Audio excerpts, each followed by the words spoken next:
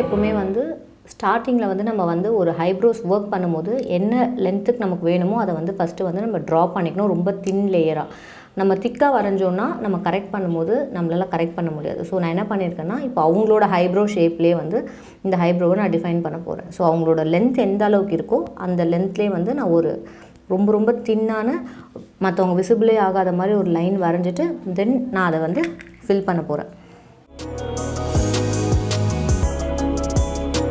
So அதே மாதிரி நம்ம எப்போவுமே ஐப்ரோஸ் ஒர்க் பண்ணும்போது பின்னாடி திக்காக இருக்கணும், ஃப்ரண்ட்டில் வந்து ரொம்ப லைட்டாக இருக்கணும். ஸோ அப்போ தான் வந்து ஒரு ஆர்டிஃபிஷியலாக இல்லாத நமக்கு ஒரு நேச்சுரல் லுக் இருக்கும்.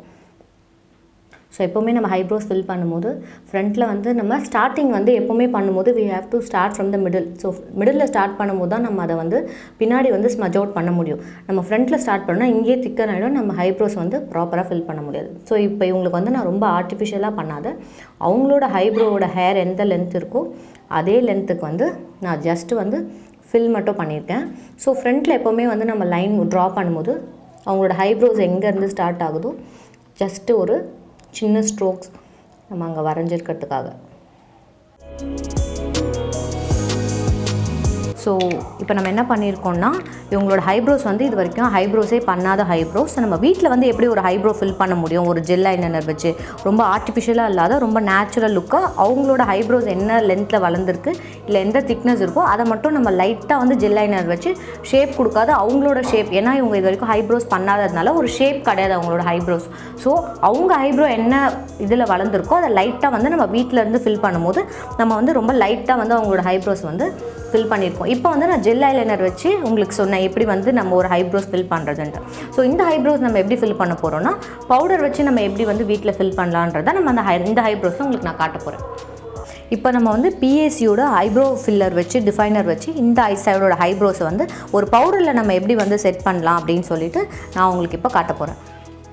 ஸோ இப்போ அதுக்கு என்ன ஷேட் நான் யூஸ் பண்ண போகிறேன்னா, பிளாக் வந்து ரொம்ப டார்க்காக இருக்கும். ஸோ ஃபஸ்ட் நம்ம வந்து இந்த ஒரு மாதிரி டீப்பாக ப்ரௌன் வச்சு நம்ம ட்ரை பண்ணுவோம்.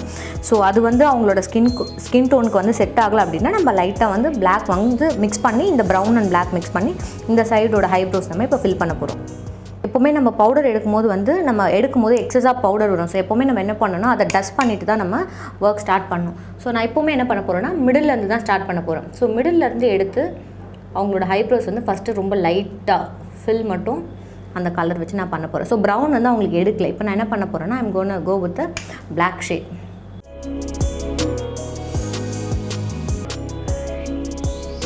நம்ம பவுடர் யூஸ் பண்ணாலுமே மேக்கப் போட்டுட்டு நம்ம ஐப்ரோஸ் பண்ணும்போது கொஞ்சம் கேர்ஃபுல்லாக பண்ணணும். ஏன்னா அதுலேருந்து பவுடர் வந்து கண்டிப்பாக வந்து டஸ்ட் ஆகும். ஸோ நம்ம ரொம்ப தின்னான அளவுக்கு தான் பவுடரில் நம்ம ஃபிட் பண்ண முடியும். ஜெல் லைனர் மாதிரி நம்மளால் பண்ண முடியாது. ஆல்ரெடி ஐப்ரோஸ் திக்கனாக இருக்கவங்க பவுடர் யூஸ் பண்ணலாம். இல்லை எனக்கு ரொம்ப வந்து டிஃபைன்டாக ஐப்ரோஸ் வேண்டாம், எனக்கு என்னோடய ஐப்ரோஸ் ஃபில் பண்ணால் மட்டும் போதும் அப்படின்றவங்க ஐப்ரோ பவுடர்ஸ் வந்து நம்ம யூஸ் பண்ணலாம். இல்லை ஐப்ரோஸே இல்லை அப்படின்னா நம்ம அவங்களுக்கு கண்டிப்பாக ட்ரா பண்ணுறதா இருந்தால் நம்ம டெஃபினட்டாக ஜெல் லைனர் தான் யூஸ் பண்ணால் உங்களுக்கு வந்து ஃபினிஷ் ப்ராப்பராக இருக்கும். நம்ம அங்கே பண்ண டெக்னிக் தான்.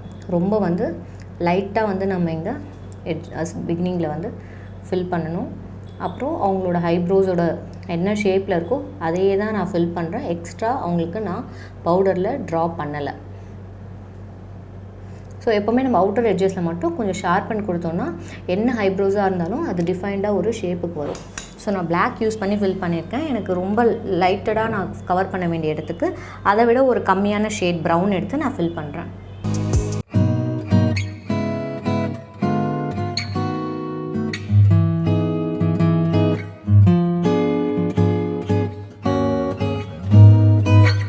ஆக்சுவலி சொல்லுவாங்க ஒருத்தரோட கால் பார்த்தா தெரியும் அவங்க எந்த அளவு ஹெல்த்தியாக இருக்காங்க, எந்த அளவு க்ளீனாக நீட்டாக இருக்காங்க அப்படின்ட்டு.